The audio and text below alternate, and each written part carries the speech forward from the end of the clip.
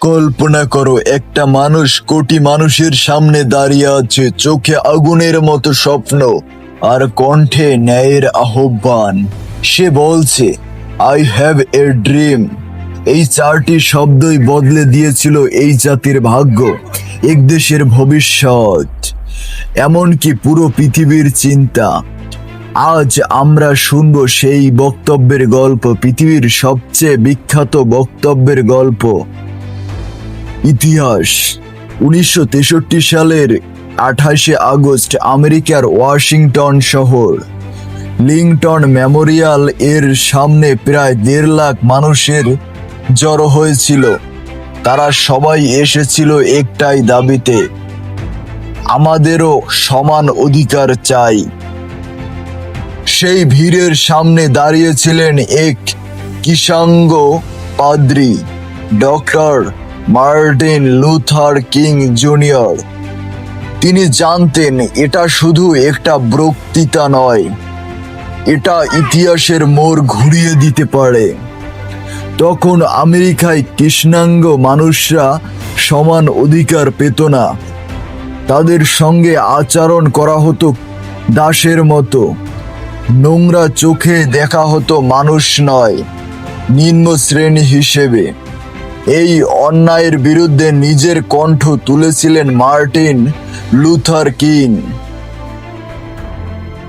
আর তার সাথে সেই কণ্ঠ আজও প্রতিধ্বনিত হয়, আমার একটা স্বপ্ন আছে। তিনি বলেছিলেন, আমার একটা স্বপ্ন আছে, একদিন আমার সন্তানরা এমন দেশে বড় হবে যেখানে তাদের বিচার করা হবে না তাদের ত্বকের রং, বরং তাদের চরিত্র দিয়ে। আমার একটা স্বপ্ন আছে, একদিন কালো আর সাদা শিশুরা একসঙ্গে স্কুলে যাবে, একসঙ্গে খেলবে, একসঙ্গে হাসবে। এই কথা শোনার পর মানুষরা চোখে জল এসে গিয়েছিল, কারণ ওরা অনুভব করেছিল এই স্বপ্ন শুধু মার্টিন লুথারের না, এই স্বপ্ন প্রতিটা অবহেলিত নিপীড়িত মানুষের। সেই দিন তার কণ্ঠে কাঁপছিল না ভয়, কাঁপছিল বিশ্বাসের আগুন। আর সেই আগুন ছড়িয়ে পড়েছিল আমেরিকার প্রতিটি প্রান্তে। মানুষ ঘরে ঘরে তার কথা ছড়াতে শুরু করে, আমারও একটা স্বপ্ন আছে। এই বক্তব্যের পরে শুরু হয় সিভিল রাইটস মুভমেন্টের নতুন অধ্যায়। 1964 সালে মার্টিন লুথার কিং পান নোবেল শান্তি পুরস্কার। আর তার সেই স্বপ্নের দেশ ধীরে ধীরে বদলাতে শুরু করে। আজ আমেরিকার প্রেসিডেন্ট হতে পারেন একজন কৃষ্ণাঙ্গ মানুষ, যা একসময় ছিল শুধুই স্বপ্ন।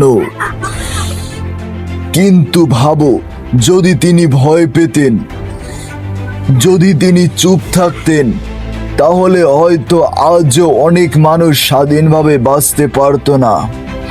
এই বক্তৃতা শুধু আমেরিকায় নয়, এটা প্রতিটি মানুষের জন্য এক শিক্ষা যে অন্যায়ের বিরুদ্ধে কণ্ঠ তুললে ইতিহাস তোমার পাশে দাঁড়ায়। তুমি যেই হও, যত ছোটই হও, তোমারও একটা স্বপ্ন আছে।